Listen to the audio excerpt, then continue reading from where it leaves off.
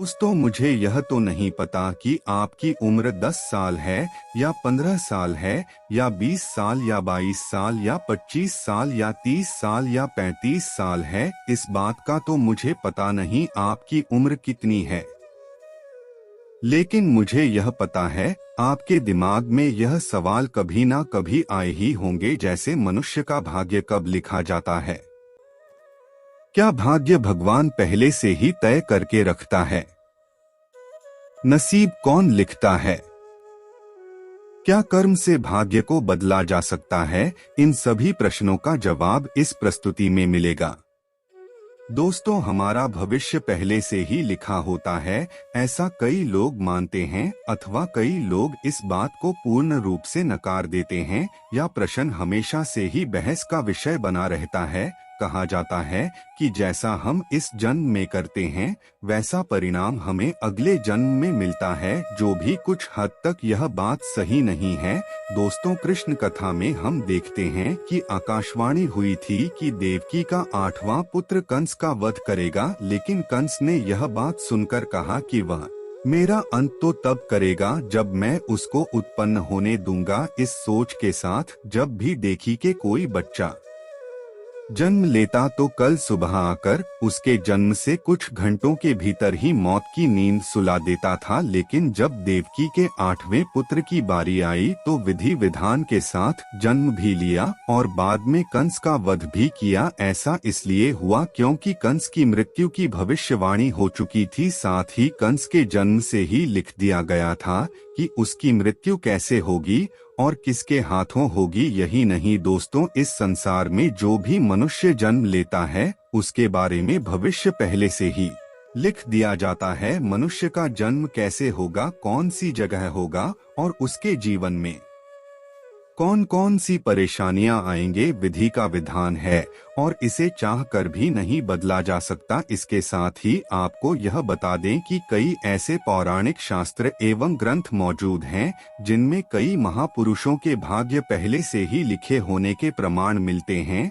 जैसे हम रामायण में देखते हैं, पहले से ही तय था कि भगवान श्री राम को 14 सालों का वनवास मिलेगा। अर्थात इसके पीछे का कारण भगवान श्री राम के हाथों रावण का वध होना था। इससे आप ही सोचो कि अगर माता कैकेयी मंथरा के बहकावे में ना आती, ना ही श्री राम को माता सीता के साथ वनवास के लिए जाना पड़ता, तो सोचे रावण का वध श्री राम के हाथों कैसे संभव होगा। यह सब कैसे होना था, यह सब पहले से लिखा जा चुका था, जिससे कि यह सभी के समय से संभव हो पाया। इसी तरह हर एक प्राणी का भाग्य लिखा जा चुका है। हम सब नाटक के छोटे से पात्र हैं जिनका किसी न किसी उद्देश्य के चलते इस संसार में जन्म हुआ है।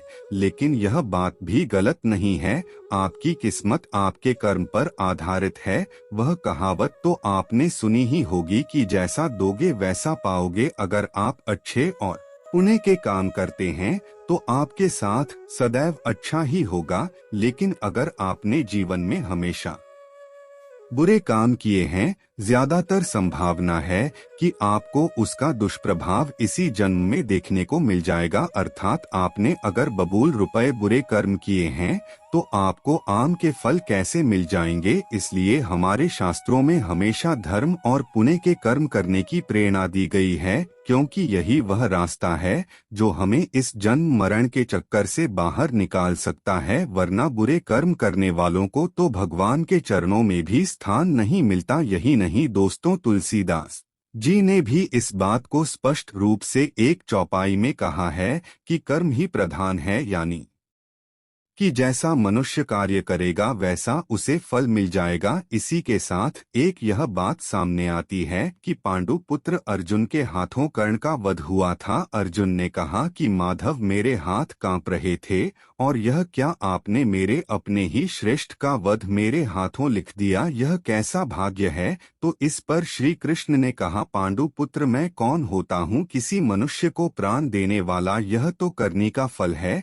जिस तरह उसने जीवन में कर्म किए उसे उसके फलस्वरूप परिणाम मिल गया। और हाँ, जीवन में किस स्तर पर फूल मिलेंगे या कांटे, यह मनुष्य खुद कर्मों के द्वारा तय करता है। श्री कृष्ण ने कहा, तुमने अधर्म के विरोध में स्वर उठाया और धर्म का रास्ता चुना, जबकि करने अधर्म का रास्ता, तो ऐसे में मैं क्या कर सकता था। लेकिन फिर भी मैंने उन्हें कई विकल्प दिए, परंतु उसने हर बार दुर्योधन और उसकी मित्रता को आवश्यक समझा। भागवत गीता के किस अध्याय में हमें यह सीखने को मिलता है? हमें भगवान कुछ अवसर जरूर देता है जिससे कि हम अपने किए गए बुरे कर्मों का पश्चाताप करके सही राह पर आ सकते हैं। अंत में यही कहना चाहूँगा कि अवश्य ही हमारा भविष्य लिखा जा चुका है, लेकिन कर्मों के आधार पर ही हमें फल मिलता है।